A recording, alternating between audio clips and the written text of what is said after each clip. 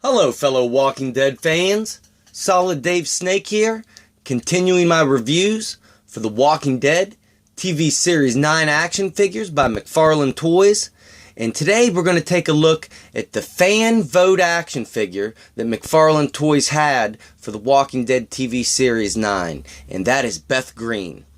And where Beth may not have been my personal favorite character on the show, she is a fan of a lot of people and got the fan vote that McFarlane put out. I believe Lori and Sasha and T-Dog were runners-up to her, and they actually put T-Dog in this wave.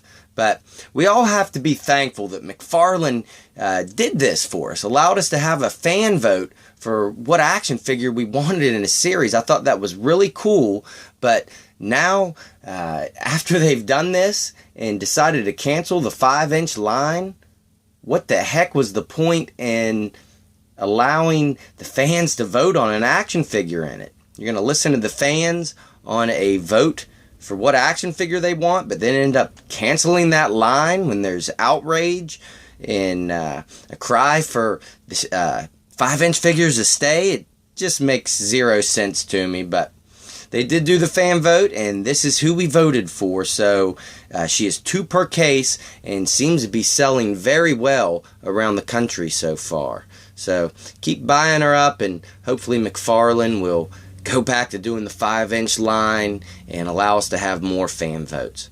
So, alright, let's just dive right into her and take a look at the accessories she comes with first. And she is a little light on them. She only comes with 3. And before I actually show them off, I want to show you how she holds them all, because she has pegs in both hands.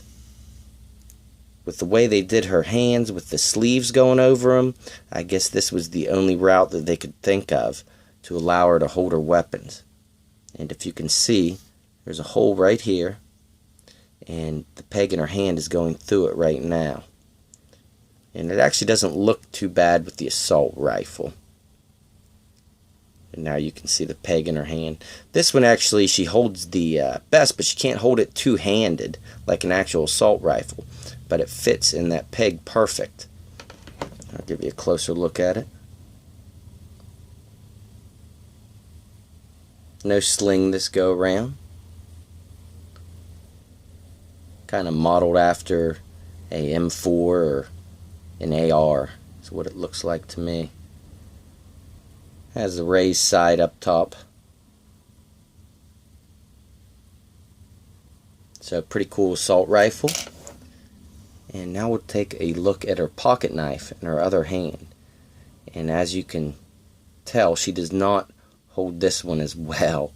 It just doesn't look natural in her hand like that. Not at all. And see if it looks any better in this hand. And you kind of have to be gentle when inserting these accessories in these pegs, because it feels really tight when you're pushing it on. And it looks a little better in this hand if I'm able to force it in there some more. So her right hand definitely has a little bit more of a open grip to it, unlike this left hand, where the sleeve doesn't get in the way as much and you can fit those accessories in there a little tighter. So that knife looks better in that right hand.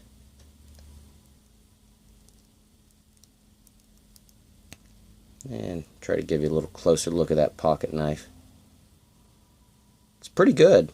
Good accessory overall. A little distracting with the hole in it, but if you have it in someone's hand, it doesn't really matter. And then she also comes with a little handgun. It almost looks like a 9mm Beretta.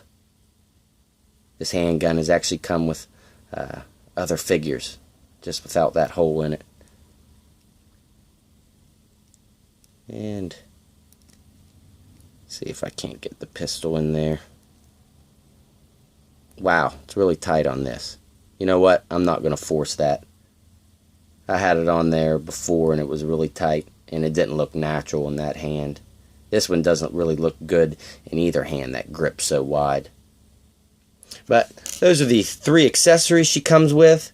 And now let's just dive into this Beth figure and take a look at her from head to toe. And I actually think this is one of the better female face sculpts done by McFarlane Toys. I think that looks a lot like Emily Kinney. And of course, just like with any action figure, the paint will vary from figure to figure in store. You kind of have to compare and pick out the best ones. Her hair came out really nice, the sculpt of it. That ponytail really looks good. So you may find a couple stinkers in store, but mine turned out great. Eyes came out nice. I like the skin tone. Looks perfect. However, the hair color is a little too yellow, because she should be a little bit more of a dirty blonde. That's one thing that a lot of people have been complaining about. Now, one of my good friends over at the Walking Dead Action Figures and Memorabilia Facebook group, Martin, who does customs, I actually have done a review on his custom Andrea before that he sent out to me. He did a tutorial on his YouTube channel for painting the hair a correct color. So if you want to check that out and attempt it yourself to give your own Beth the correct hair color, I'll put a link in the description below to Martin's tutorial on painting Beth's hair. So he'll take care of you with that if you want to go ahead and check that out after this video. But great head sculpt overall. I really like that. See if I can get even closer here. There we go. You can see my eyes turned out pretty good on mine. And the outfit choice they went with Beth is perfect, because this is kind of all how we picture Beth looking. She had pretty much wore this outfit the entire season 4. Great work on that sweater. All this is etched in, sculpted in detail of the way her fibers go in that sweater, the design.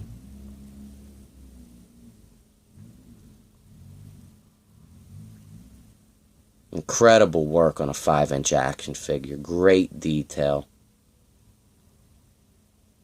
You even can see all the buttons. Even a little tear here in the sweater.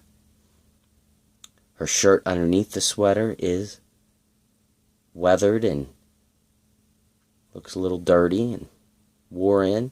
Now, this part of the sweater is sculpted in. This isn't over top, so a lot of the over pieces of these action figures will be a softer plastic and a separate piece, but not with Beth. That's actually sculpted in. And the sleeves of the sweater look great as well, and coming down in the hand, how they kind of went over her hands. Actually, I think they were kind of like, almost like glove sleeves, if I remember correct. That's why her thumb's going through. And if you did want to cut off those pegs, you could, which is why I like that they put them on the actual figure instead of the weapons. Because you can cut that off if you don't want it to be on there. And I'll go over it when I go over the articulation, but I like how they have the articulation hidden in real nice with this sculpt. You can make out her belt underneath and even the silver belt buckles. Her jeans look overall really good. Wore in, even have tears in them. Give it that weathered, worn in look. And the cowboy boots, or should I say cowgirl boots. Came out really nice as well. These socks coming up above it have a nice weathered look to it as well. Or is that part of the boot? I don't think those are socks. I'm not sure.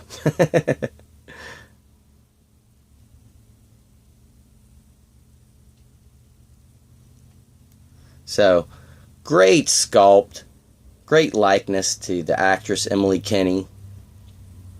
So I'm really happy with the overall look of this Beth action figure. And she has some really good articulation. She has a ball joint at the head, which you can get to rotate all the way around if you wish, but I don't want to risk breaking off that ponytail. And she'll actually look really far up, really far down. You can get a little head tilt out of her. And her shoulders are on the ball joint hinge, which can't go up to 90 degrees, but can rotate all the way around. And at the elbow, she will hinge that far back, that far up, and rotate all the way around.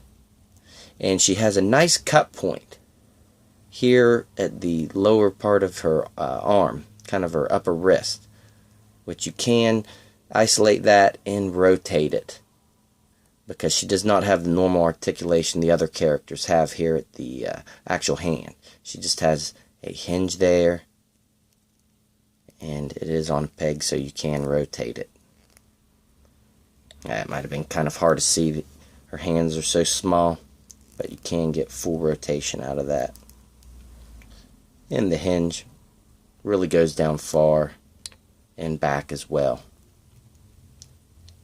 And she does have a waist cut, which it's a little tight right now, but you could probably get full rotation out of that. She will do a full split at the thighs, kick really far up so you can get her in a sitting position, about up to 90 degrees, real far back. And I like how it's hidden down here at the knees. It comes over a little bit, really hides that articulation. And it will go not quite back to 90 degrees, back straight, and rotate all the way around. And she does not have any ankle articulation whatsoever. All she has here is a cut at the calf. So maybe a little hard to get her to stand without that ankle joint. But I haven't had too hard of a time getting mine to stand.